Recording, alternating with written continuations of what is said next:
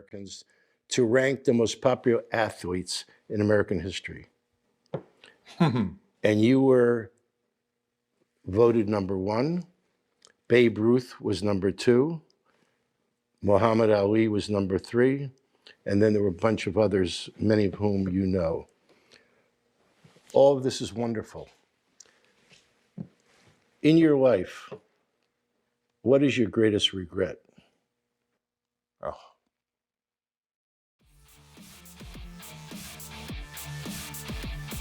All right, party on, party people.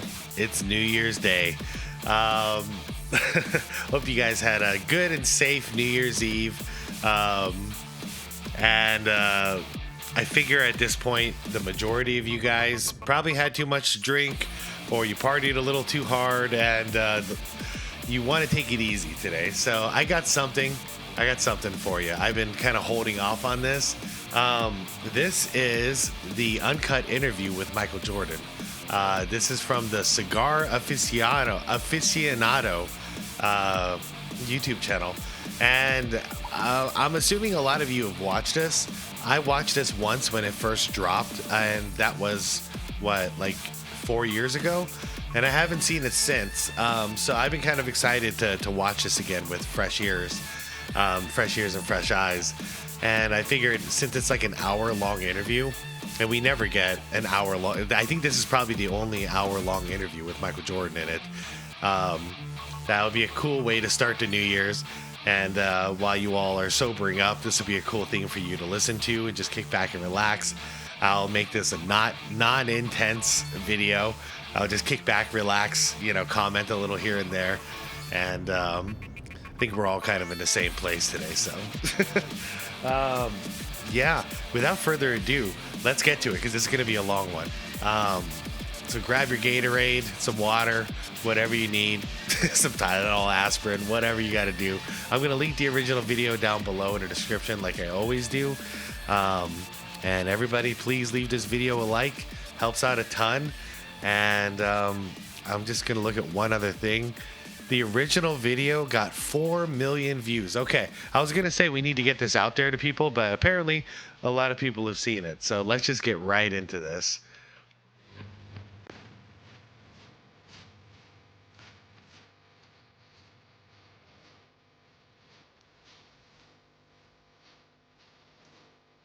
Just about everybody knows Michael Jordan, the athlete, but few people know Michael Jordan, the man. 2017. Oh, so this is older than that. 2017. I sat down with Michael for a wide-ranging interview that became the basis for our 25th anniversary cover story of the Cigar Aficionado. We spoke about his career, his father, what it takes to win, his love for golf, cigars, the basketball draft, Cuba, oh, and so much more. Highlights have been posted and have received more than 2.4 million views. Our most popular videos ever, but they don't tell the whole story. The complete and uncut video, sorry, I'm reading slow today. Complete and uncut video of the interview has never been seen until now. If you've seen The Last Dance, of course, on ESPN, Netflix or ABC about Michael's last time with the Chicago Bulls. There, he was serious with a win at any cost attitude, showing us why he is known as one of the world's most successful athletes. In this one-on-one or in this one-of-a-kind interview, we find a down-to-earth guy like you and me. We have serious moments, but we also laugh a lot throughout the talk and enjoy one of life's greatest pleasures, handful cigars. Sit back and enjoy an inside look at the most fascinating people. My best, Marvin Shankton, editor and publisher of the channel. I've never had an expensive cigar. That's like a wealth class I'm not a part of. I would do it though if someone handed it to me. By the way, of all the YouTube channels, it's crazy that the most epic Jordan interview is on a cigar channel. You know? It's not a basketball channel. And so what I'm gathering real quick is that looks like the interview took place in 2017 and they just like trickle fed clips of this until 4 years ago. So until after the last dance, apparently. Here we go. I've had it 30 years. Holy I shit. want you to have it. Wow. We're gonna smoke one of those. Have that. We gotta get some alcohol. So we let's got start this. with this, Yeah. and then this one is like drinking burgundy wine. Yeah, you got it. It's elegant, but these are yours. Thank you very much. And I also, the cigar you had, I brought you a box. It was Of cigar those? there, so you My have man, 3. You know how to take care of me. Well, you know what? You're taking care of me. I mean, I told you I would. yeah. He wastes no time. He wants some So alcohol and a smoke. part of this is to bring back memories because you were smoking those cigars. You're gonna go back to '93. I'm old. I can't remember what happened in '93, but I'll do my best. I just know we won, Some things never change. and I quit. I didn't quit. I retired.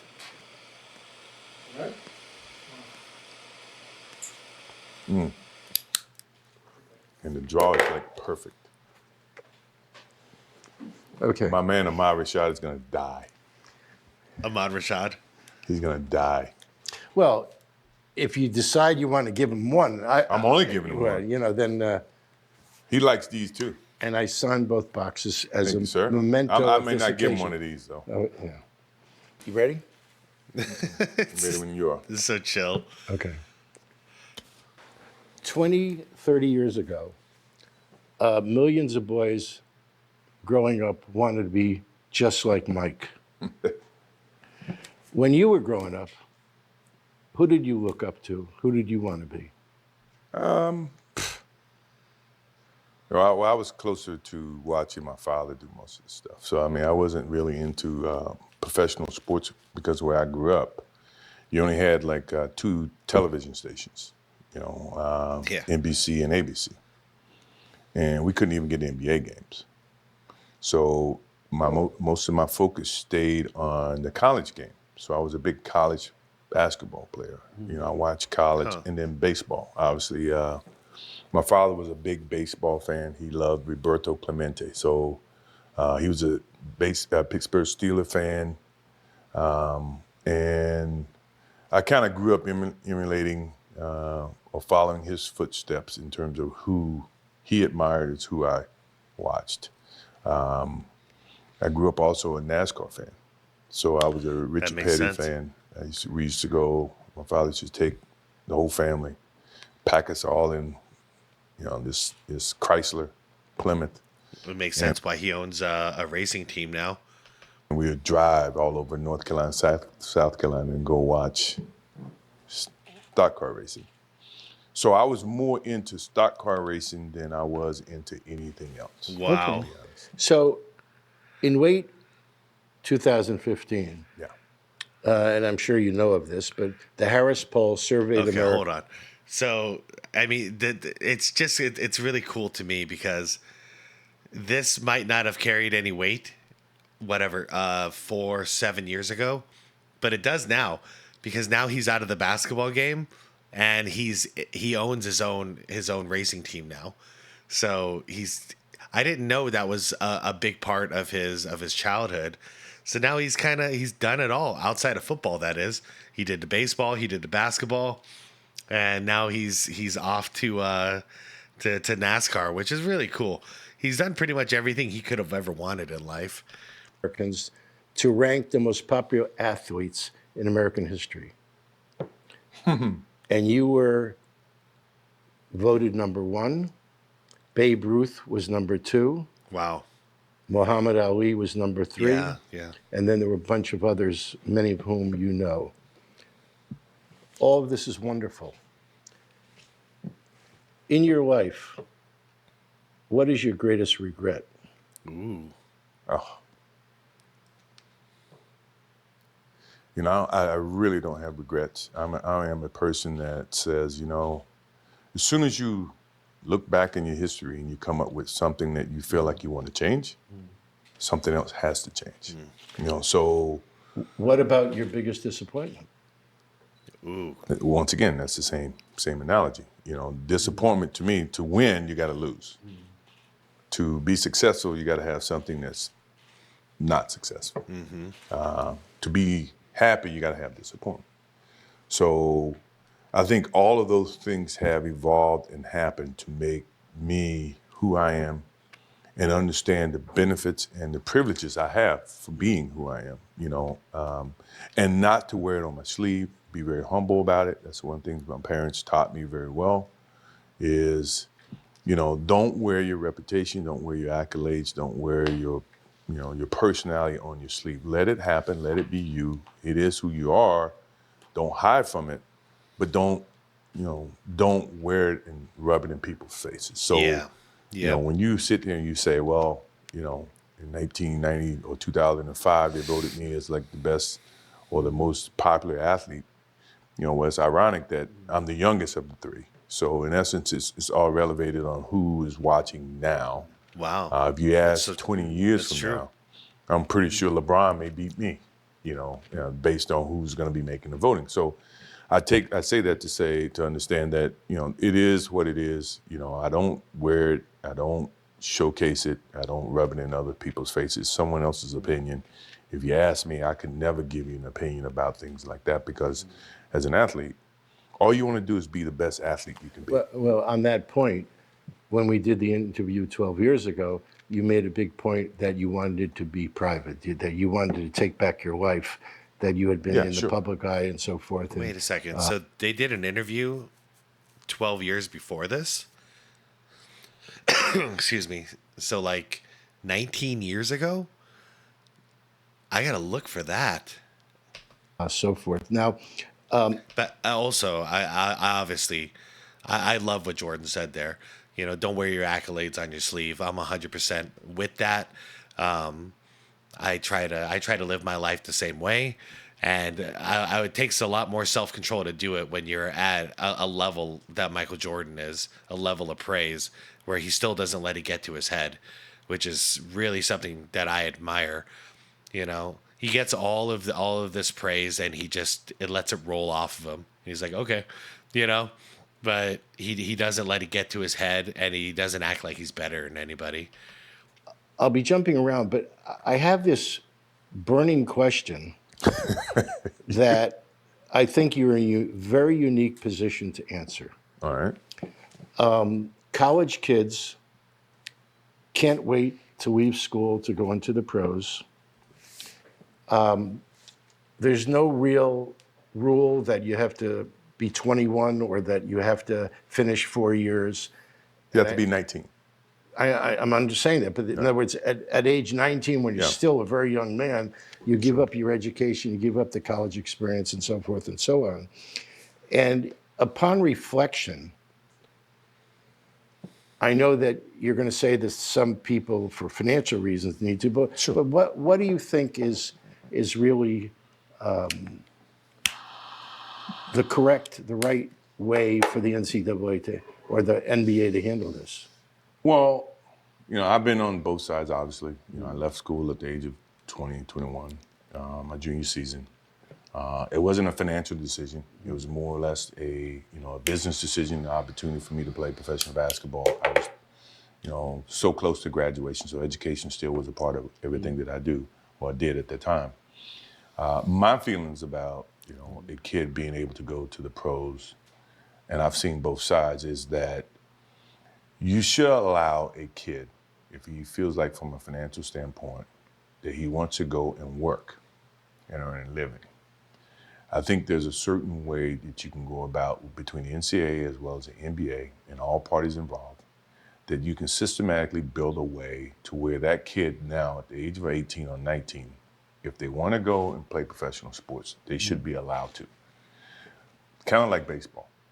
Baseball, I think, has a very good plan, where if you come out and you get drafted at 18, you start in the minor league system and you work your way up to where your skills determine if you are qualified to play on a certain level. Along with that becomes a compensated aspect of what, you're going to be compensated based on your skill set at that particular time, which I think is very correct.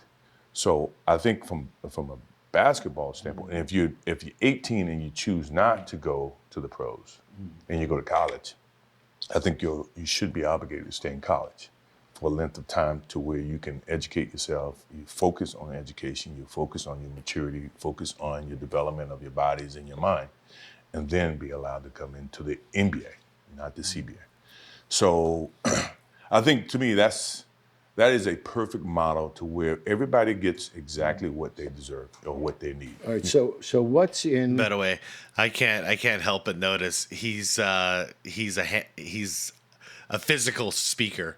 Like he's moving his hand around on beat to the points that he's making. It was pretty interesting. This young man's head? Is it about getting the best deal he can, or is it playing in the city that he wants to, and there is his hometown, or is the city not an issue? It's what are the criteria upon which they hope they get drafted by a certain team? Well, I mean, I think that's a little bit hard to determine because you in a professional league of multiple teams. You know, when I say a league, you want to be able to have competitive balance within the league.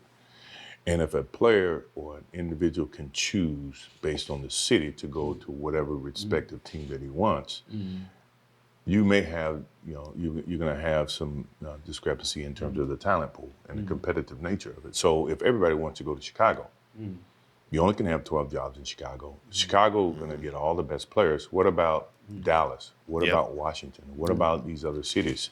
Detroit, Indiana, where they may not be metropolis of cities, but they still have passion for the game of basketball. And you're starting to see a little bit of it now to where all the stars are starting to gang up and go on one team. Yeah. I think it's going to hurt the overall aspect of the league from a competitive standpoint. And it has. And you're going to have just one or two teams that's going to be great, and then the other 28 teams are going to be garbage. Or they're going to have a tough time surviving in the business environment. And he was dead right about this. So this was 2017. This was far after the Miami Big Three, and this is now the Kevin Durant going to the Warriors situation. And yeah, and he was right. A couple years later, the Brooklyn thing happened. Now we have the Phoenix Suns thing happening, and there's just the talent pool is not evenly distributed anymore at all, and it is a problem. Role, positive or negative, does an agent play in helping the young man make the best decisions? Well, I'll give you a good example. Speaking of which, give the man some alcohol. He asked for alcohol 12 minutes ago. Like, come on. And because I asked you that because you're not only a player, but you're an owner. I was on the same side. Yeah, I was on the other side, and now I'm on this side. Yeah. And I think where the agent's responsibilities is to educate the individuals, educate the kids to be able to make sound decisions from where they sit or what they think they want. A lot of times you have the agents making decisions based on what they want as opposed to what the players want. And sometimes it's not even in the best interest of the players. It may be in the best interest of the agents. That's, I think if you can regulate that, which is very tough, if you can moderate that to where that player or that athlete's going to be educated about his positions, that he can make sound decisions that's going to be best suited for him and his family, that's the correct agenda. My agent, when I came out of college, I had obviously I was in college for 3 years, Coach Smith, my parents taught me, right from wrong, taught me to understand and listen and learn. And then I got with an agent that basically educated me about the positions that I was in, how to, to manage my own, my personalities, the business aspect, how that translates into, in the business world, things of that nature. To a point now, I can do a lot of those things on my own. It's an education. I lived an education. I went through an education based on, how my life was, was lived. I think that can be very helpful for the kids today, but because the agent is not that motivated or not, that's not their energy, they're not teaching the kids. And the kids then, by the time they're not useful to the agent, now have nothing, no decision-making knowledge. A lot of times they may end up broke. They mismanage their money. You can avoid some of those problems, especially when you talk about the kids are skipping college and going to the pros. 100%. Where are they going to get that education from? the best the best support system they have is the agent. So if the agent's not going to educate them, you tell me they're going to learn, the pros and cons about being independent and being able to manage their own finances. Yep. So when they're not represented by that agent, or they're out of the game of basketball, out of the game of football, can they still articulate and make decisions that's, from a business sense?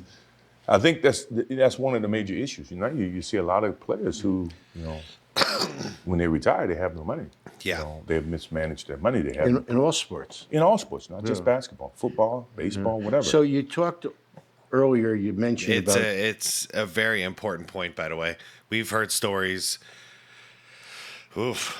countless stories. Latrell Sprewell, off the top of my head, running back from the Vikings. I'm drawing a blank right now. The guy was a freaking beast. Made like probably $200 million in his career. Flat broke right now. Yeah, when you go from poor, being raised poor, to you never really had a chance to be an adult, because the second you were 18, you're now rich and very successful. You've learned nothing about life and how to save money and how to manage your finances. And that's how a lot of people go broke, because they think the money's never going to end, and then they blow it all, and they wind up in some trouble later on. Looks like that might have happened to Scottie Pippen too, but there's so many athletes that this falls under. I feel like the leagues should have like some type of education program for these players. It wouldn't be very expensive, just like a once a year sit down, or like just having a number you can call, a person you can count on whenever you have any financial questions. That is not your agent, because like Jordan says, your agent's not your friend. He's only your friend as long as you can make him money. But the second that you're not a hot commodity anymore, he don't care about you. He's moving on to the next one. So there needs to be a third party that you get this education from. competition between cities, and it's a sort of a dual question. You can go wherever you want with it, but you now are the owner of Charlotte. Right. I assume you're at a competitive disadvantage in a lot of ways. And also the audiences who watch basketball are declining over the years. I think it peaked when you were playing. Right. Some people say there are just too many teams and the talent pool is diluted, and the economics really favor the bigger cities in a large way. I'm sure you didn't buy the Charlotte team to be an also ran. You want to win the big prize. Sure. Do you have a shot? How can you develop your team to become a winner? Well, I being think from Charlotte. Yeah, well, it takes a lot of work, which I'm not afraid of. It takes a lot of, forwardly thinking, seeing good talent, nurturing new talent, developing new talent. One of the biggest issues we do have is we're not a Chicago, we're not a LA. So you have to create a culture, a winning culture, and you got to be able to connect that basketball team to the support system within that community. One of the biggest reasons why I bought the team initially, I felt the team was under preserved, under operated because they were not connected to the community. Charlotte led the league for 10 years. When they first came into the league, led the league in attendance for 10 years. Yeah. Which was a huge economical, support for that city. Yeah, the Hornets were huge. And the talent pool followed that. They had good teams that went to the Eastern Conference Finals. They won 50 games. They had potentials of winning. Yeah, Charlotte right off the jump were a successful team. Orlando as well. So these expansion teams, they weren't in there wasting space. I'll put it that way. They were in there competing. Got lost in the transition when Charlotte moved to New Orleans. Charlotte was without a team. Then you had an owner come in who was not from North Carolina, did not understand And we're good friends. Bob Johnson and I are very good friends, and we talk about this and we understand the difference in terms of how things has transpired since I've taken ownership and since he was owner. That disconnected itself from the community, angered the community to where they would not support. The talent pool was not quite the same. It took a transition in terms of the kids were getting younger and younger in drafts.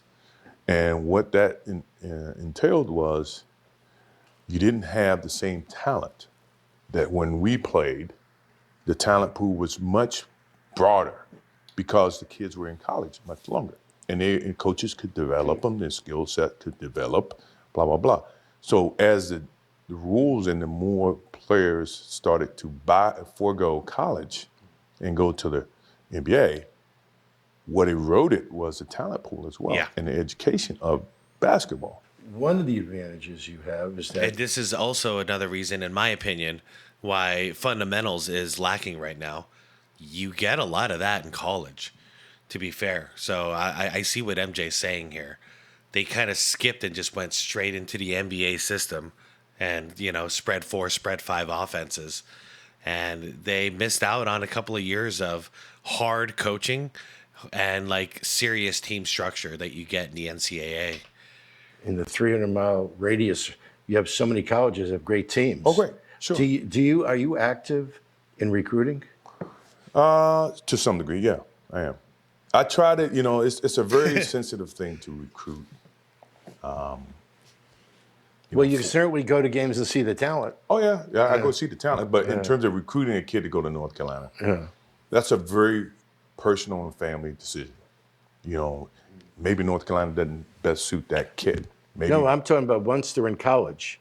Once they're in college, it's not a recruitment anymore. It's a draft. Yeah, but you can decide who it is you think. Well, right. You can evaluate it, but if you're at the 9th pick, you got to have 8 other teams pass on that particular player. So you're going to have to understand what may fall back at you at 9. I think there's a verbal or a language barrier here. Not as far as like different languages, but I think what he means is not recruitment, but he means scouting. That's what he's trying to say. Like, do you pay attention? Are you involved in who you draft? I think that's what he's trying to get at. So we have a good department that we put so much emphasis because, as you see, the star players are not rushing to small markets. Yeah. So your selection of the talent has to be a little bit more worked at and selective for your team and your culture and for the city and from a coaching standpoint as well as from an organizational standpoint. So I put more emphasis on draft than what I used to because you're not going to be able to get, the Browns of the world to come to Charlotte. You didn't wake up, or when you were playing for the Bulls, I'm sure it was not on your mind that your dream is one day to own a team. But I'd like to know when the light shined on you that this is something I want to do, and what was it that motivated you to own a team? Because no player's ever done that before. Well, That's a good point, huh? He is the first player to knock down that door. I forgot about that somewhere along the lines here. Damn, man. It's first for this, too. I always want to be connected to basketball because my love is always going to be towards basketball. And the best way that I think I can pass on the knowledge that I have for the game of basketball to tomorrow's players is through ownership.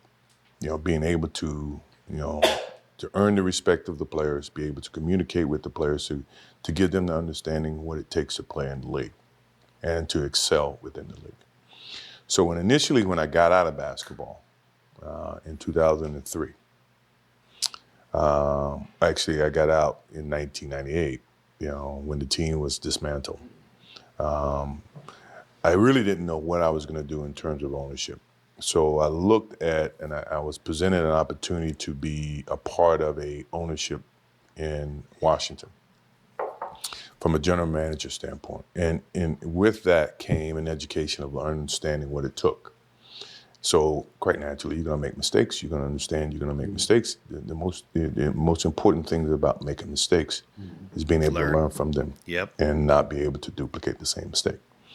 So when I got the opportunity to be a part of the Washington Wizards at the time, Ted Leonsis brought me in as a part of his group. That's where I got my feet wet in terms of ownership. And it was intriguing enough. I didn't have the experience of ownership. I knew what it took, which was a lot of money, a lot of financial support. But the knowledge in terms of being able to transition from a basketball player who could impact a game and determine the outcome to where now you sit up in an office and have not the same control. You have to be able to live vicariously through the players that you select, which sometimes, you're going to be allowed, you're going to make mistakes.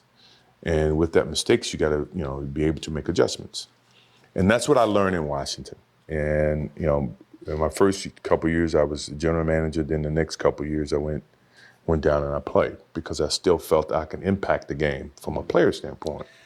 Imagine that. So sorry to cut him off, but so he's up there just watching like the pieces that he's put into to play, the players he selected and the team that he structured, and he's watching it. And then eventually it just triggers in his brain, no, I can help these guys, but I have to suit up to do it. Like, that's MJ, man. That's MJ. Like, let me drop the business suit and let me put on the freaking uniform. I can help these kids. And he did. That was a hell of a 2 years. Not with the same magnitude of what happened in Chicago, but from a teaching standpoint, saying that, okay, a lot of these kids, they believe in leadership from a physical sense, where that I can show you how hard it takes. Lead by example. I'm in the gym, the first one in the gym, the last one in the league, blah, blah, blah. And I felt like I can pass that to the players. So that's where the Washington experience happened. So what I'm hearing you say is that your first and greatest passion is basketball. Yes. At that time, yes. Okay. At that time. Now we're fast forwarding all these years to today, and you are a very complete businessman. Sure. With many different interests. Do you have a favorite amongst your businesses? Do you spend more time in one than the? I mean, you have, in addition to the team, I can go on and on. I mean, the list is pages, but your Jordan shoe brand, I'm told, does $3 billion a year. That ain't hay. But it was a process with that as well. I mean, and it's dots being connected. It's basketball, something that, when the shoes were at its peak, I played at a high level. And the consumer saw that, and it basically authenticated everything about that shoe. Yep. What we've been able to maintain is being able to communicate to the consumer from an ownership standpoint, their preference for that product. Do you spend a lot of time I spend in a the lot. shoe business? I spend most of if you look at all my portfolio of things that I'm involved in, my strongest passion outside of the ownership of the Hornets is the Jordan brand. Because to me, I can impact that in a much greater sense. To be able to continually talk to that consumer, interact with that consumer. It's not a draft. It's not, it's not where I'm, dependent on how the season ends to determine if I have a draft pick in the first 12 or 13 picks. So if I had to pick of all the things that I'm involved in, the most important is the Jordan brand because it is my DNA. It is who I am. The Hornets is a product of the personnel that I assemble. And if it doesn't have that DNA, you may not get the same results. So it's a work in progress with the Hornets. With the Jordan brand, it is successful because I can impact it. Or that, how often do you see the symbol of the brand, an icon that can communicate and say what I think or impact that product? And it truly is global.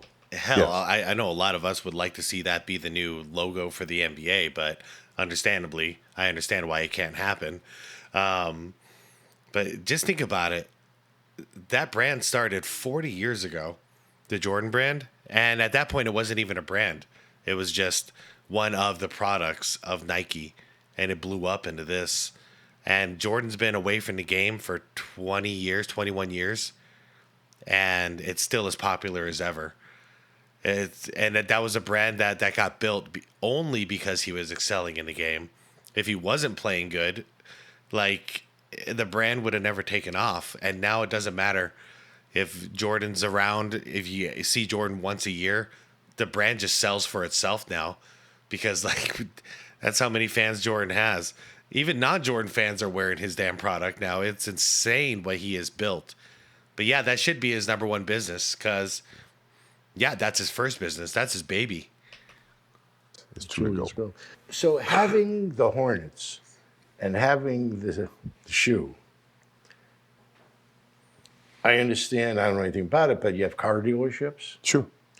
Car dealerships. Why do you? What was that about? Was that just an? It was an investment? opportunity presented to me early on from a friend of mine in Wilmington, North Carolina. He owned car dealerships. He came to me and says, well, I got this opportunity to get involved in car dealership. Would you have an interest? That was purely from a business sense. Okay. What Wonder about when the that was. restaurants? Same exact thing. But you've had restaurants for a while, and now apparently recently you've been increasing and opening new restaurants. I remember his. I think it was one of the first, if not the first location. It was in Grand Central Station in New York. I happened to visit there once, 2004, something like that. I can't remember anymore. But I did see the Steakhouse. I could not afford it, but I did see like the plaque outside, and I took a peek inside the building. It looked pretty damn cool. What's Because of the success of it, the Cornerstone guys who have basically, I partner up with, they help and they manage the restaurant scenarios. And what we have been able to is to understand what works with the consumer, once again. And we've been able to grow that business. So initially, when I was coming out of college or when I was in the NBA early on, would I have said that I would have been a restaurant owner? No. Once It's a that nightmare. was presented to me and I understood the dynamics of that business, we were able to grow that, utilizing my persona in a whole different way, tied into restaurants and obviously. Was there something about being in the restaurant business that fascinated you personally? I or love it's food. just, I mean, I like food. Obviously, I love we all? gatherings. I love plus having somewhere to go yeah, where I can control the environment. yeah. It's always Yeah, it is cool. because I can let my hair down, what little hair I have, Yeah. and be able to do the things I want to Hey do. man, this is like mafia style. You gotta own a place that we can have meetings in the middle of the night. My restaurants allow me to do that. That's cool though. I can go in, I can get a good meal, I can bring friends, I can talk, I can drink, I can do whatever I choose to do, and not worry about repercussions from that. Not getting kicked so out. it's a safe haven for me, and yet at the same time, it's a great business. And I assume that you have no problem getting a table. No, Right? not that I know of. You always get a seat, that I never know get of. kicked out. Yes, sir. We There you talked- go. I don't know when it happened, but they got him his drink. I snoozed on that. I'm glad they got him his drink, man. 12 years ago about your love for cigars, and then also you said you enjoyed wine. Sure. Has that experience of wine, because you sell wine in your restaurants, Right. but at home, are you a drinker? Are you a collector? What? I'm a drinker. I do collect, but I don't believe in collecting and not being able to enjoy. What kinds of wines do you drink at home? I'm into Burgundies, Pinots right now, and I got the education of wine from Bill Gelato, who is a good friend of mine, and we spend time talking about it. At one point in time, we were thinking about doing a wine together. It never materialized, or I never got to a point where I could devote the time to doing something, because you can always put your name on something. But, you know, most of the things that I do, practically all the things I do, is very authentic in terms of my involvement. I don't want to just lend my name to a product, because at the end of the day, that product is always going to represent my DNA. So I like to have some interest, and I like to have some input. I like to have some participation. It's nothing that doesn't go out with my name on it, that we don't oversee, we don't deal with. So it's a process. It's something that I have a strong interest. My wife loves it. We have countless number of bottles of wine. We do tastings. No difference in cigars. I collect cigars, as you know. Well, we're going to get to the cigar. Let's digress to this. Golf? I mean, it seems like anytime I'm at the Bears Club, you're out there wheeling around in your golf cart with a cigar in your mouth. I smoke 6 cigars a day, maybe. Whoa. Do you play golf almost every day? Almost every 6 day. cigars a And day. sometimes 36 holes. Always. Wait, did you 36. say every day? Almost every day? Almost every day. And sometimes 36 holes. Always 36. Wow. And what's your handicap these days? 4, and it's a bad 4. So don't think that you can I take heard- advantage. No, of it. I heard it was a 2. So no, I mean, I'm it's just, a 4. You're friends with a lot of the young pros. I'm just curious because a lot of us. I'm going to mention a few that I know you know. All right. And I'd like you to give me an idea of how good you think they are and what you think their potential are, because these are guys that I'm pretty sure you know very well. Sure. Let's start with a new neighbor. Soon, Rory. Very talented. Never played golf with him yet. Really? I've seen him on the range. We've talked. I'm a big fan. For someone that small and generate that much power, it's truly amazing. I'm fascinated with my massive size and some of these guys being so small, and they can blow it past me, which is somewhat frustrating, but it is what it is. I mean, Ricky is coming into his own, real talented. He's actually just starting to get over the hump of being, I think where I read, and this is not what my interpretation was, he was the most overrated golfer I think that I saw. And I thought that was not fair. I felt like he's a phenomenon in the sense that he resonates with the consumers and with the kids. And I think he had some jealousies in that approach and in the way people viewed him. But and I had some, I can have some correlation to that, Have you ever played with Jordan? No, I actually did. I just played with him about 4 weeks ago in Cabo. Great kid, very, very polite, very talented, grinder. If you got a guy that's, that's not talented, but yet he has heart, he has determination, he finds a will to win. That's Jordan. He doesn't hit it long. He's a great putter. He's got a lot of attributes, and I think a lot of it comes from, just his hard work. Justin? All I can think of this whole time when we're talking about golf is how Kobe said he would never play golf with Jordan, even though Jordan would always ask him. Because he's like, nah, man, I'm not giving Jordan the advantage. Jordan golfs. I never golfed one day in my life. I'm not playing that with him. Talented. I met him when he was 12 years old. Do you play with any of these guys? Play with them all. I play with them all here. I do all I can to get their competitive nature. Okay. So who am I missing that is in this young collective group of I play with Brooks superstars? Koepka, who's young and up and coming. Yeah. I played with Jamie Lovemark, who was NCAA winner. Keegan Bradley, obviously he wears the Jordan shoes. Luke Donald is like a senior friend of mine who teaches me more things about the game from a mental and from a short game standpoint that I spend probably most of my time with, because he's two doors down from my house, and his wife and my wife are very close friends. I know that you have been over the years very close with Tiger. Tiger, sure. Where do you see him in terms of his life? He's in a transitional period, we athletes, we go through that, and then we have to be adults. We got to make, sound decisions. We got to make quality decisions. He is, to me, in a very unique situation.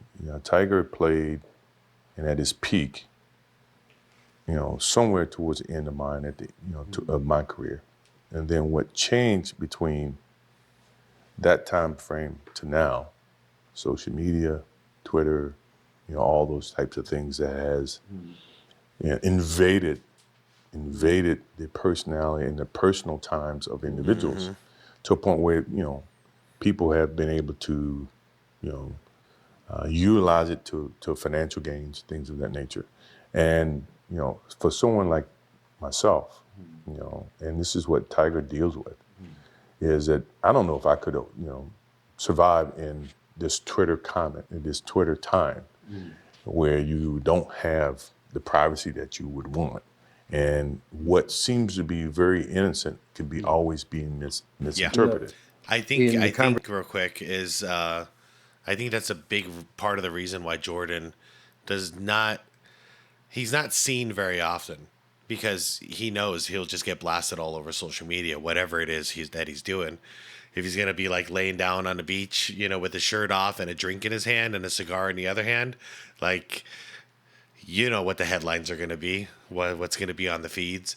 So I feel for a guy like him, and Tiger Woods is on that list too because he's so recognizable. You could pick out Tiger from a group of 1 million people, just like MJ. You can't mistake that that's Michael Jordan. So it's not like he can just go and live like a normal person like me and you can. And that does suck, especially with now social media. It's not just paparazzi, it's social media. It's just going to be blasted all over the place. Conversation 5-10 years ago was always who's greater, who's going to be the greatest, him or Jack. And that conversation is pretty much over to most people. I beg to differ, and I'll give a different analogy to that, because first of all, you're never going to say who's the greatest of all time. To me, I think that's more for PR and more for selling stories and getting hype. Jack and Tiger never played against each other. They never played in the same tournament. They never played with the same equipment. They never played with the same length of golf course. I never played against Will Chamberlain. I never played against Jerry West. To now say that one's greater than the other is being a little bit unfair. Yep. I think when you can see the similarities and you understand, this is one way you can judge the two. How much impact did each change or evolve the game? Jack during his time when he played, or Tiger during his time? Now, obviously Jack won more during the time he played. Tiger evolved it to where it was, it crossed a lot of different boundaries. Yeah, where it's not just a white guy's sport. The black guys, Afro-American, all the minorities play the game. And you play it at a level to where it generated so much interest financially that it grew the game from a financial standpoint. Now, does that constitute him being the greatest, or does that mean he's any less than Jack? I think it's unfair. Yeah, Jack probably has 18 majors and Tiger's got 14. And I think those are when, that's how people are judging certain things. I won 6 championships. Bill Russell won 11. Does that make Bill Russell better than me and make me better than him? No, because we play at different eras. So when you try to equate who's the greatest of all time, it's an unfair parallel. It's an unfair choice. And I think, those are the demons that, obviously Tiger had to live with, and he's going to be challenged, and he's going to be graded upon that. But for me, I think they're both great. I would never say one is greater than the other. That's me. That's my opinion. I love Michael Jordan, man. Well, what a just straight shooter way of thinking about this, and how he throws himself in there when it comes to like the GOAT debate, and how he's saying it's impossible to say, which is funny because he'd get the majority vote, but someone who's like clear for the win is stepping down and saying, nah, let's not do this. It's not fair, and it's not respectful to do it. Like, shout out to MJ, man. And I I wasn't agree with what he's saying on the culture change, like the change in the sport, because Tiger Woods officially made golf cool for quite a while. I don't know about you guys. I was buying the video games and stuff like on PS2, Tiger Woods PGA Tour Golf. I love those games, man. And I would actually watch golf if I saw him on the screen. I wanted to see something crazy. And a lot of times I would see something spectacular, you know? And if not, I would see it on the highlights. Tiger made that sport cool, like Jordan made basketball cool. So I get what he's saying here. He made a huge impact. suggesting one was. I was just asking your thoughts. Yeah, well, that's my point. Moving That was from funny, dude. basketball. Hold on. Is greater than the other.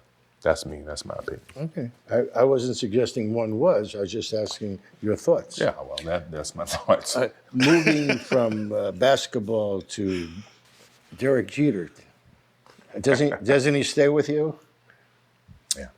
I mean, because I saw him one He's day like my years little ago, brother. and I said, "Where are you staying?" He said, "I'm staying with Michael." No, we hang out a lot. We spend. And then a cool. few weeks ago, I saw your name mentioned as an investor in the Marlins.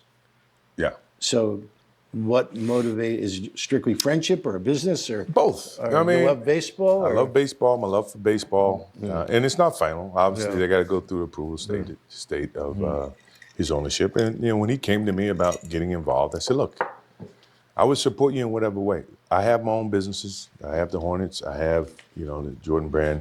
I would support you in whatever way you want me to support you." I think he's motivated to build a baseball franchise that can be successful.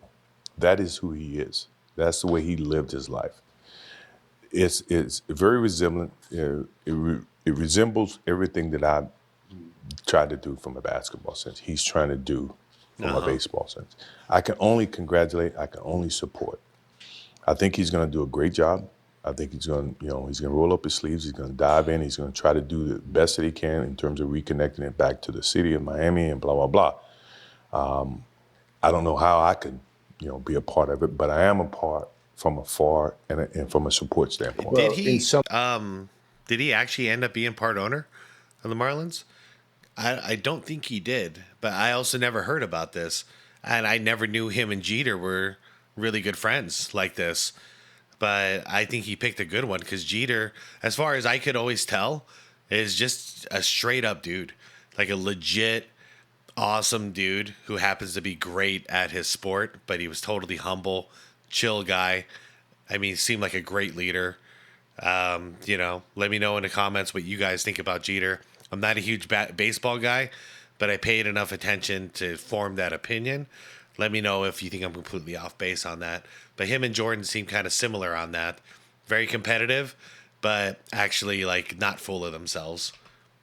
some ways. But I love the game of baseball. Yeah. Don't get me wrong. Right. And in some ways, you now are on almost identical paths as Yeah. owners with a team that needs to step up its Yeah. game. Yes. And a team that And the- wasn't a team that they played for.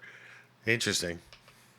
The thing that I can provide for him is for my team, to be able to lend him advice and give him some insights in terms of what we did in Charlotte, and to reconnect and to turn things around to where it's a more successful Real franchise. quick, I need to say this.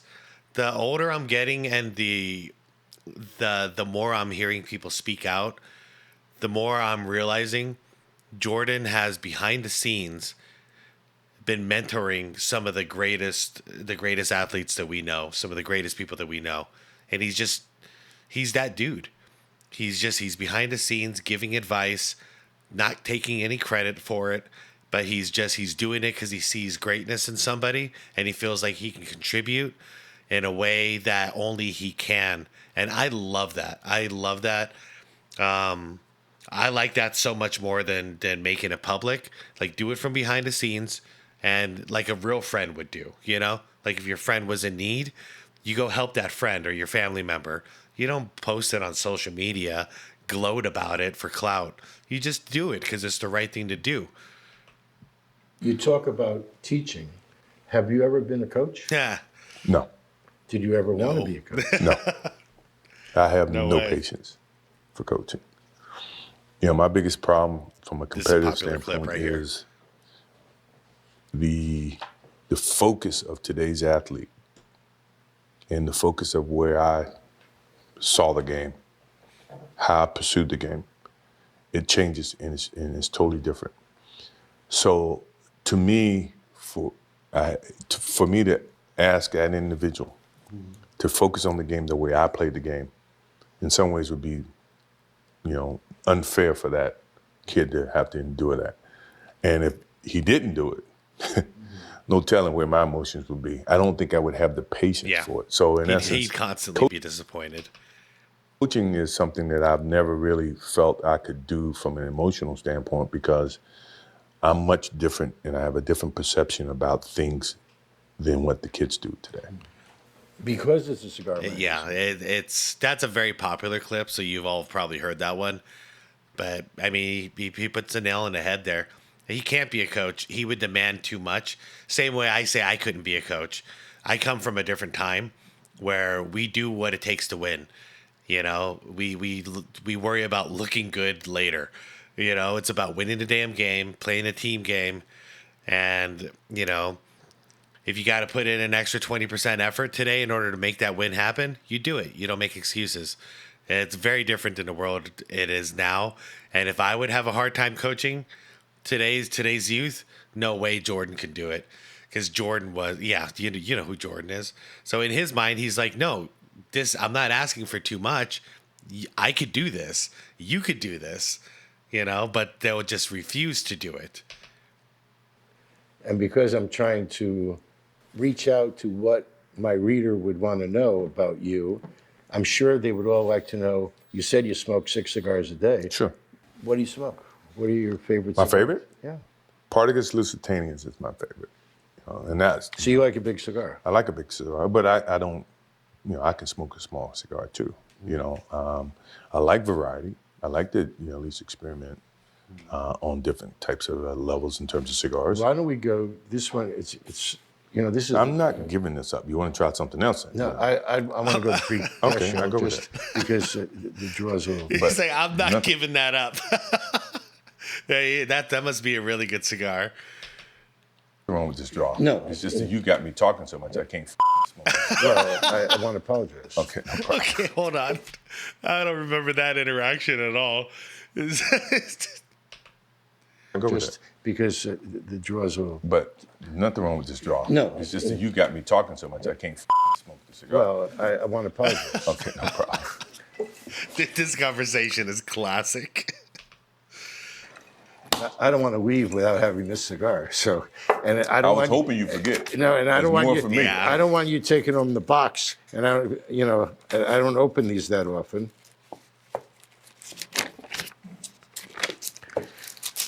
Oh, this is gonna be great. This is the best part about this whole process. Is the cigars that you had to come up with. These are your cigars. Now. Yeah. Oh shit.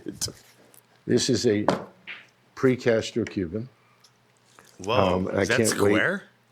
To Have light you ever been to Cuba? many times. That's where we were headed next. So, Yeah. so I got this. I'm smoking this. actually, I started going there in 1991 to do a cover story for the Wine Spectator Yeah. on Cuban cigars. I had no idea when I went there I was going to have a cigar magazine. Then I went to Cuba, and it's like I didn't want to die with having. Well, that's my having a cigar magazine. that's my dream Okay, you trip. can just tell I don't know much about cigars because I didn't know that some premium cigars were squared out as opposed to rounded.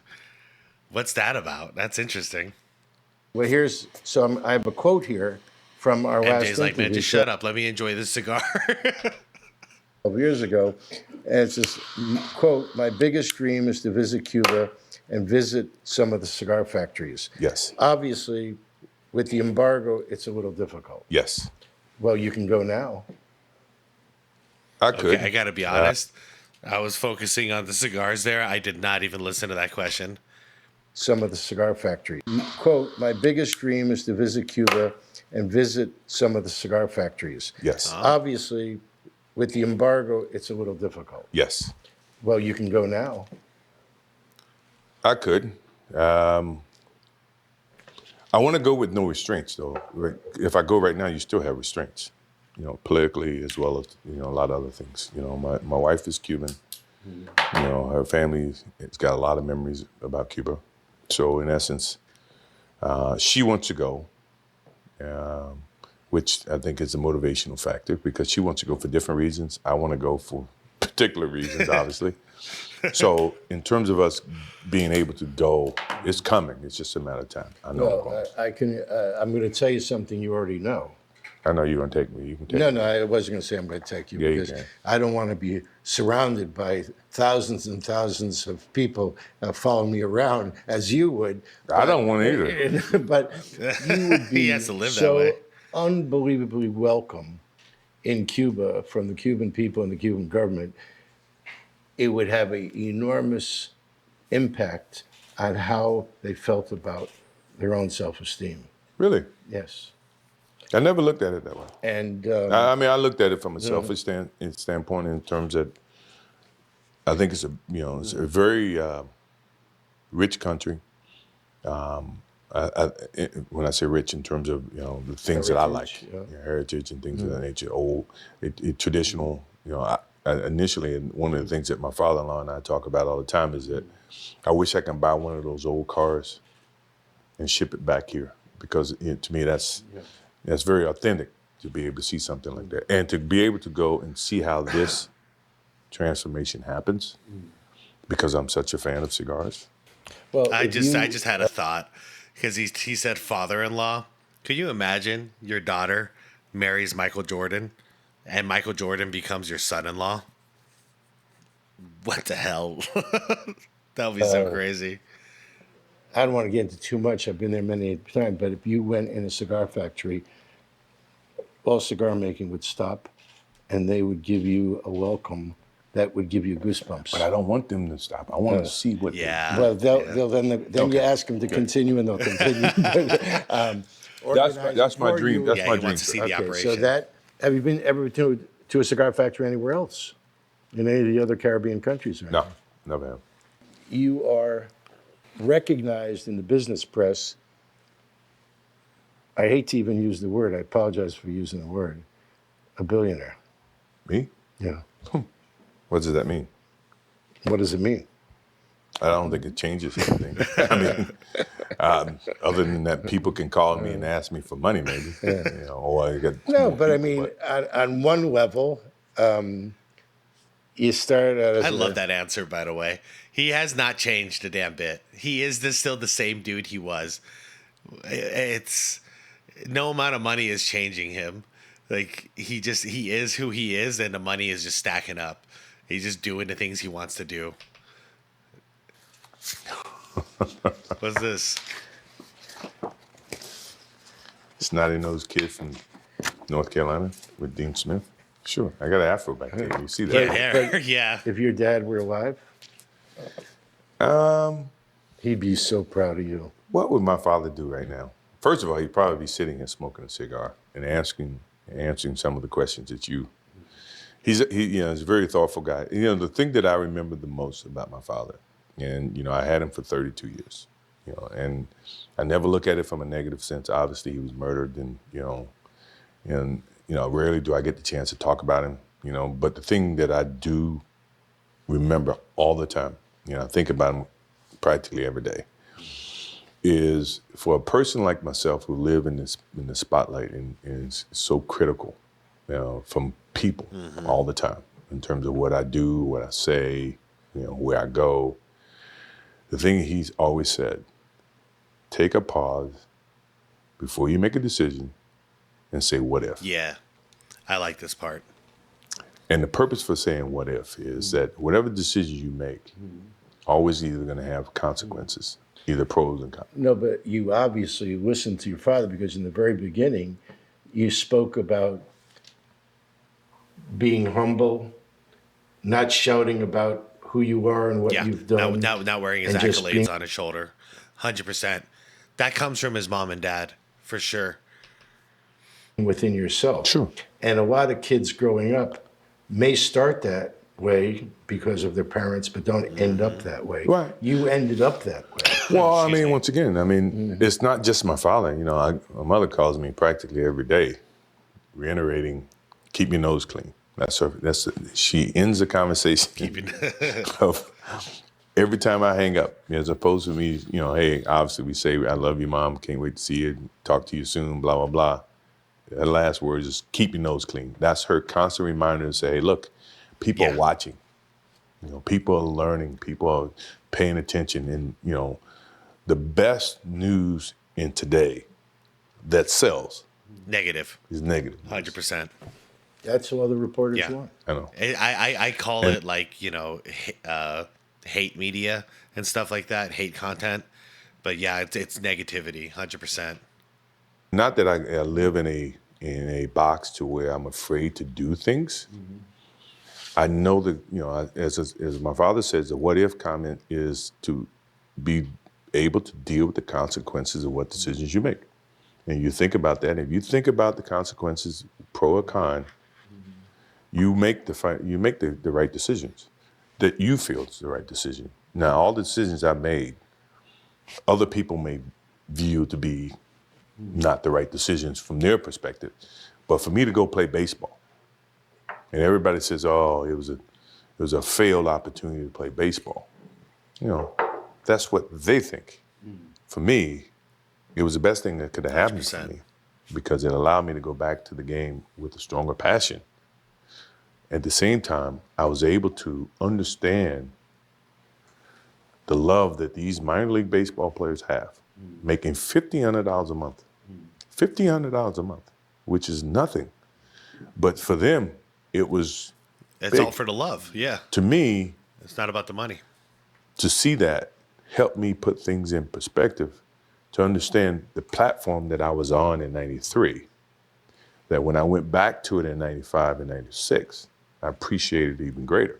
So when we won those championships and we went through those things mattered to me far greater than what I did in 91, 92, Yeah, 93. you could totally see his final years, his final three years in Chicago.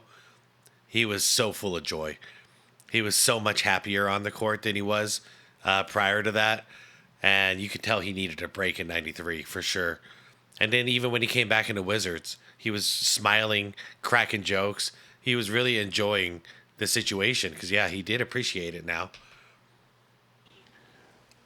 People don't see that, and people will never understand that to be success. You know, all they think about, well, he batted 202. Yep. You know, Stats. and he struck out a certain number of times. Yeah, okay. You know, but the effort was there, and the learning curve and the passion was there that has transcended not just to me, but to other people who are afraid to do things because they're worried about the perception that may come from other places. To me, that's more gratifying than anything, you know. So that's the things that my father and my mother instilled in me. Take a negative and turn it into a positive. Don't be afraid to fail. I know you're concentrating on the answers because it's a very serious conversation. No, I'm not. I'm telling you exactly the way I feel. My answers are No, what I know, I absolutely understand, feel. but what I really want to ask you now is while you've been talking, you've been smoking a pre-Castro Cuban cigar, and how does it taste? Great. Is it unbelievable? Absolutely great. So Is that pre-Castro? Is that what he said? Pre-Castro Cuban cigar? Are we talking like some super vintage smokes here? I don't know about this stuff, you guys. I'd love it if someone who's watching this does. other than playing golf with me again and going to Cuba, That wasn't that was really. huh? Did I win? Did I win? No, you were. Did I win? I'll tell you what happened. No, It's a yes or no question. No. I got it. What happened was you insisted on playing for more money per hole than I wanted to play for by a large amount. It's not the money. But wait a second. We were down on 18. I didn't say how much did I win. No. I said did I win? We were down going into 18, and Billy said to me, "Don't worry, I'll take care of this hole," and we ended up pushing. So to repeat the question, other than playing golf again with me, and other than going to Cuba, what's on your bucket list? He's so damn competitive still. To win a championship Yeah. in Charlotte. Bravo. That to me is huge because I Bravo. think the city is deserves it. They've gone through a lot. Me personally, like any father, I just want to see my kids successful. I've endured, or I've gone through so much of good things. You know, there's very few bad things, but you know, bad things make you better. But I don't need anything else to suffice my life. You know, So, what is this that has been written about, but not in any great detail, that there's a 8 or 10-part documentary coming out where there's many hours of film, Whoa. I guess going back 20 or 30 years, and that there's something coming that is going to be very unusual in terms of a Wait. person's life. 2017. So it was already public that the Last Dance was going to come out, the documentary. I didn't hear about this in 2017. Can you talk about it? you're very knowledgeable about things that you're not supposed to be. Okay, okay. So what's the inside? So he had the inside scoop. I don't remember because I don't remember this, and I think maybe that's why the whole interview wasn't released until after the Last Dance came out. Maybe this was supposed to be cut, like it was supposed to be edited out, and that's why they only released certain sections of this interview. Huh. And that's why this is called the Uncut interview. Oh man, it's all coming together. This was not supposed to be discussed. Okay, all right. Let's get into this. Yes, the tapings of my last year or our last year, 1998, we had a camera following us the whole time to capture the Last Dance at that time because everybody felt like the team was going to get dismantled. And what you see, I think, in that is my dedication to the game of basketball, unwaveringly, you know, dedication day in and day out, and how I hold being the leader of the team, being the one that's been there for the longest, I hold everybody else accountable for the success of what happened at the end of the year. And people may look at it and By the way, they're going to accountable, accountability. This is why I grew up, and still to this day, I look up to this man and I try to learn from this man. honest understanding for what winning is about, you know, what leadership is about, what passion, drive. Now you know, players may look at it and say, "Well, God, it was really tough." But when you think about what happened after us winning, you know, the contracts that other guys got, the memories that everybody got, the championship, blah blah blah. It's much more gratifying. Is the documentary finished? No, it's not finished. Have you seen a lot of it? Yeah, I've seen it. So it's been through an editing process and stuff. No, it has not gone through a true editing When will process. we all be able to see it? I think that's one of the things that we had determined. You know, my agent and all my people that's been working with me along with the league has been pushing for me to do it, and I just it's one of those things where there's a time. It's going to be a time where you showcase it. Okay, so the league has been pushing for this to get released, but Jordan was holding on to it. He didn't give him the green light.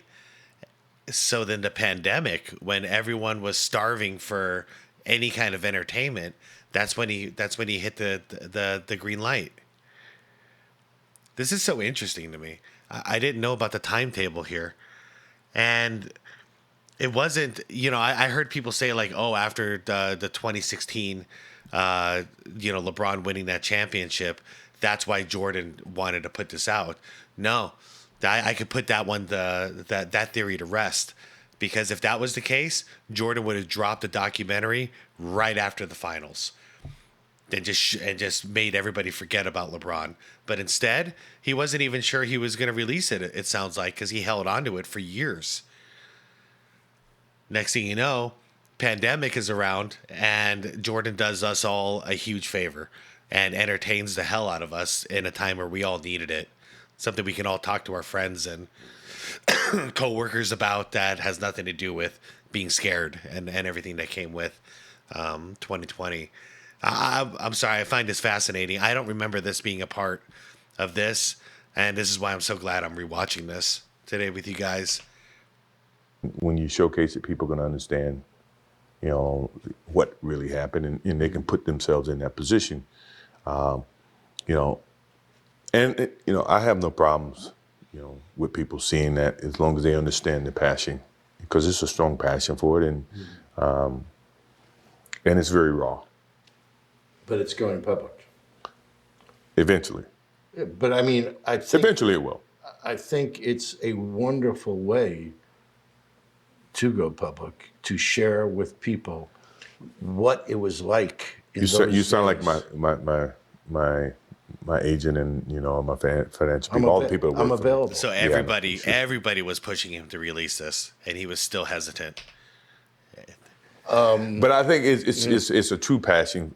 I think it gives a great example for if you love something and your agenda is to be successful and to win. It's a certain price you have to pay, and it's a certain accountability you have to hold. Okay, but here's where I'm going. This is 20 years ago, represented values that you had that many athletes today don't even understand, let alone possess. So it could be a great learning experience and teaching experience for all these young people that think it's owed to them. If it's perceived properly. And unfortunately, I don't think that hit the new generation the right way. It reminded us, the older generation, that, this is what it was like. These stories that we're telling younger people, like, this was real. This is what competitive sports was like. This is what we did to win. But I think a lot of younger people saw The Last Dance and said, no, that's too much. I don't want that. You don't have to do that to win. But I kind of beg to differ because it worked. Who since Michael Jordan has won the way Michael Jordan won? Nobody. Like, nobody's won that much, that fast, and was that dominant for that long. It hasn't happened since. So, but yeah, unfortunately, the message didn't make people tougher. And the current age right now, I think it served as the opposite. Like, no, that's why we don't have to listen to those older people, because we're not like that. We don't have to be like mean and ruthless and, have a killer mentality in order to be successful. But I think it is also like he said here, that it is kind of handed to them now.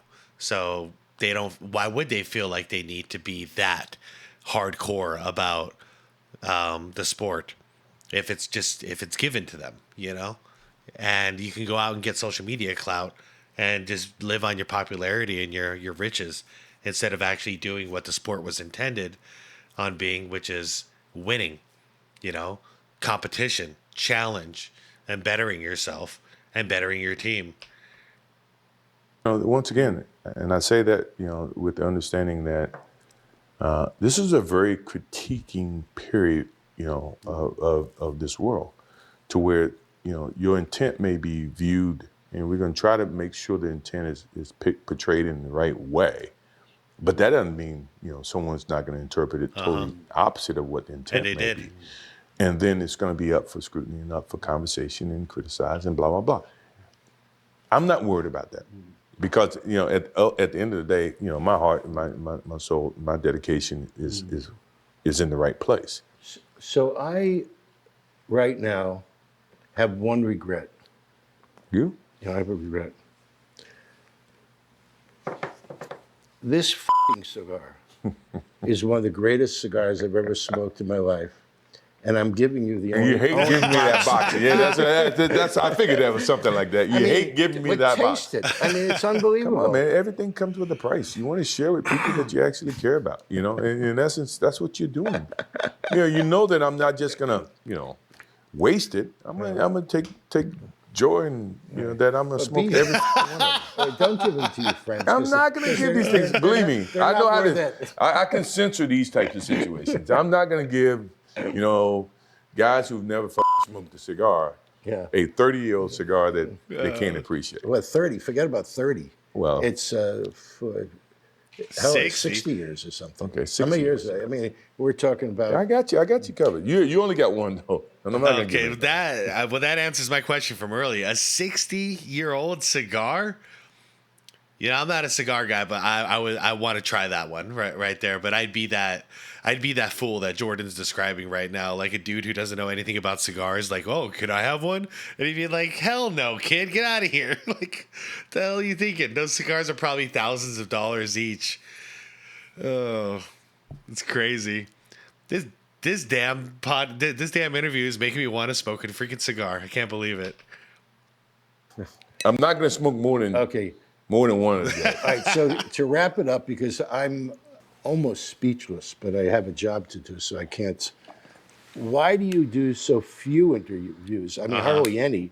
And why have you agreed to give us? Okay, I'll answer that one Yeah. for him. He doesn't like being in the public eye, but he did this one because of the freaking cigars. I bet. You haven't figured that out? All you gotta do is look at those two boxes over there. Yeah, but you that didn't know they were coming. Well, I told you the only way I was gonna do it. You have to dig in your humidor and give me something that's worthwhile. So I laid the parameters early. But you trusted me. I did. I trust you. I figured you would be honest. I don't think you're gonna do it. But part of the reasons why I've kind of toned back is I want my life to be my life. You know, I don't want to sit here and constantly reiterate things that I've said countless number of times. And at the end of the day, my time in the spotlight is dwindling, and I want to be able to control what I can, what I do and what I don't want to do, and blah blah blah. Someone else needs to step into the limelight and either enjoy it, or prosper from it, or grow, or have people understand who they are, blah, blah, blah. Me, I need no more admiration. I've had enough, and it's been great. I'm still going to be a very positive, force within the community, and, with the kids of tomorrow.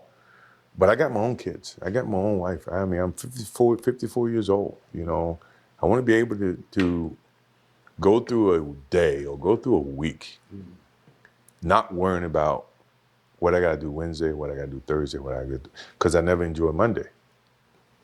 I want to be able to, and sometimes I surprise the shit out of myself saying, look, I got nothing to do today. Oh, I got nothing to do tomorrow. I got nothing to do on Wednesday. That's, to me, is ultimately retirement. That's where I want to be. Retirement. And if I choose to get involved in things, then hey, I want to go to Charlotte and I want to see what's happening with the team. Or I want to go to Portland and spend a week out in Portland, blah, blah, blah. But not to where, my moment, the moment that I'm living right now, I'm worried about what I have to do tomorrow. And that's where my life was getting. All right, so I probably work too hard. So all I can say to you is I want to be like Mike. You can. Drink Gatorade, shave your hair, get a suntan, all the things, smoke a lot of cigars. Well, I did that part. All right, good. You ever, I am dying to know, have you had any holes in one? 2. Where? At Turnberry in Miami on number 3 and number 7. One I hit a 7-iron, one I hit a 5-wood. Wow. I only had 2. But, it was enough to keep me coming back. Passionate about the good life? Join us at Wine Spectator. Man. That's how they cut it off, huh? That's it. That's it, everyone. Okay. Well, wow. That was a lot. That was so much cooler than I remember. I don't think I was, like, when I watched this years ago, I was probably just, like, chilling and doing other things while listening to it. But this time I was, like, really zoned in. The idea about him not wanting to be in the spotlight, and also the messaging from his mother and his father about, take a second, think it through, ask what if, all that stuff, keep your nose clean. It makes perfect sense to me, and it also reminds me a little bit of Shaquille O'Neal, because even though Shaq's a big goofball, he has said multiple times that he only drinks alcohol at home. So he's like, no drugs, no alcohol in public, because in the public eye, he's being recorded at all times. And it's probably something he learned when he won that championship in Miami, and he did that whole rap like, "Hey Kobe, tell me how my ass tastes." That whole bit, because I mean, he said straight up, he was like, I didn't think that was getting recorded. You know, he thought he was just putting on some entertainment for that club at that night, and it would die there. But no, it got blasted all over social media, all over YouTube, everywhere. And I think he probably learned a lesson there of, hey man, I gotta think these things through when I'm in public, because yeah, a guy like Shaq or a guy like Jordan, they're not normal people, and even us normal people, we have to worry about who our company is, and worry about, hey, are they recording us? Like, you know, is this really a safe space? It's something I try to do for me and my friends here. You know, we hang out, we get a little loose and you know, have some drinks and have a good time. And whenever we're discussing, it's like I tend to like insist on like, hey guys, let's get the cell phones. Like, you know, let's not be on our cell phones while we're having like serious conversations. Just because it's hard to know who you trust these days, and anything can be taken out of context and used against you. You know, you can edit things together, making them sound like, you know, you're trying to say something that you weren't really trying to say. And I totally understand. So if somebody like me has those kind of thoughts, someone like Michael freaking Jordan, you better believe he's thinking about that all the time. And it's a good thing that, you know, his parents teach him that way. And I think of a young man like a Ja Morant, and I'm hoping that he's learned this lesson now.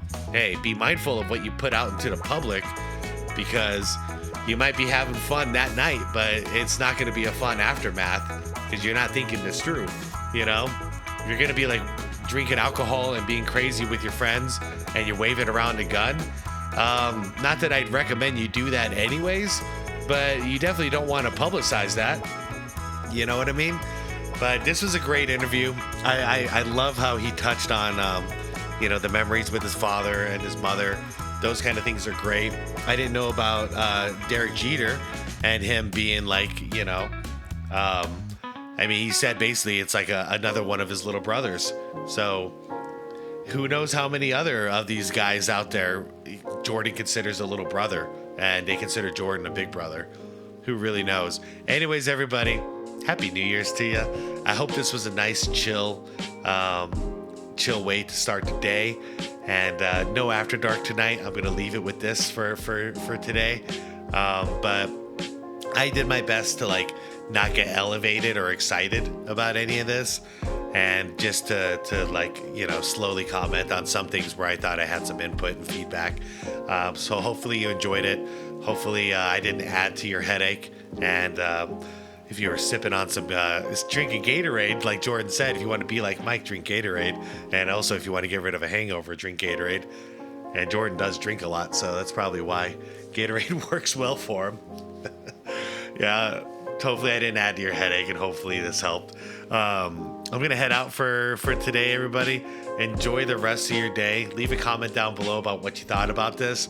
I learned so much, and the most important thing really was like, it was the Last Dance stuff. I did not know that Jordan had this waiting for years and chose not to release it until the pandemic, despite everybody pushing him to do it because they knew how much money it was going to make, and it did. So yeah, everybody, thanks for watching. Like the video if you liked it. Subscribe to the channel if you want more content like this.